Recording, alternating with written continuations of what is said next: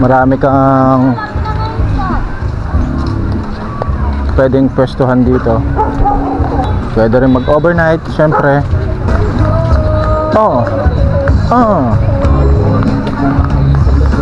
Malaking bahay, malawak na bakuran.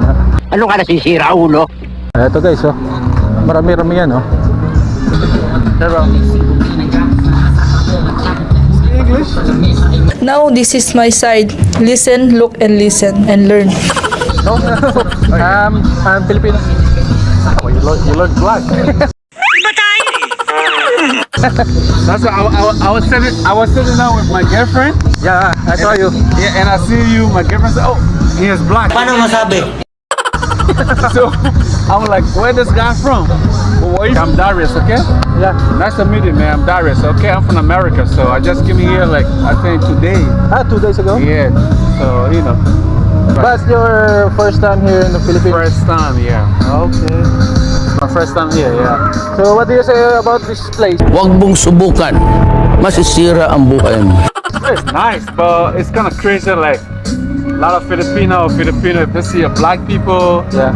they kind of like shy, racist, and you understand what I mean? So it's crazy. But my girlfriend told me, "Oh, it's black." So I'm like, "Oh, let me talk to him," and that's when I came to you, you know. Actually, I saw you while I'm walking. Gago!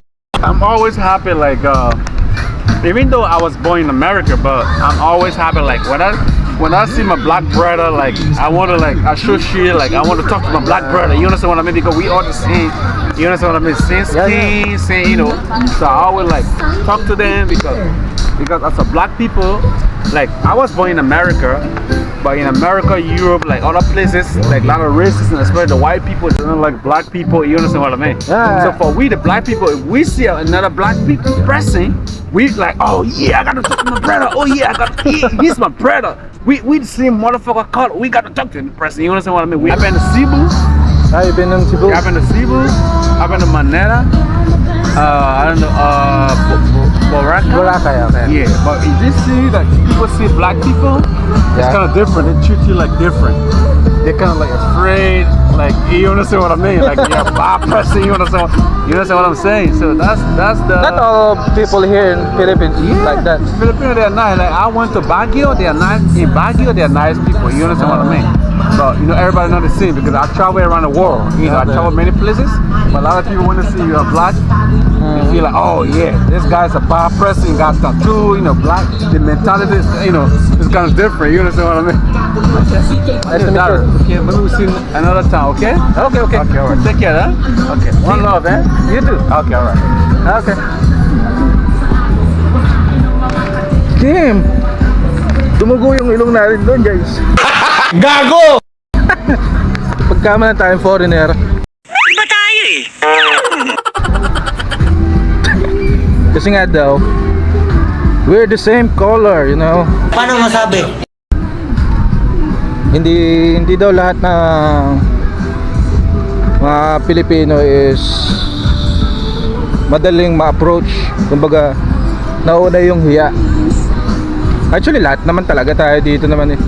Pag first time mong makausap yung mga ganyang foreigner, syempre, may hiya ka. Tungkol sa bagay na yan, pinaghandaan ko na yan. Diba? Para tuloy ako nakainom. Nagyaya pa siya mag-inom. Kaya lang hindi naman tayo pwede mag-inom. Drive pa tayo. Alis na tayo. Puro lovers yung mga nandito. Gago!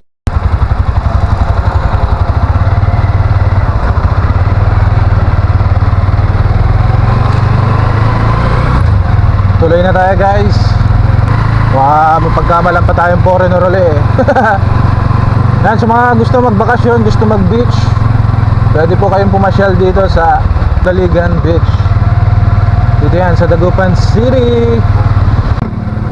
Huwag po kayong mag-alala dahil napakaraming sheds dito na or cottage na pwede nyo puntahan, pwede nyo arkilahin overnight.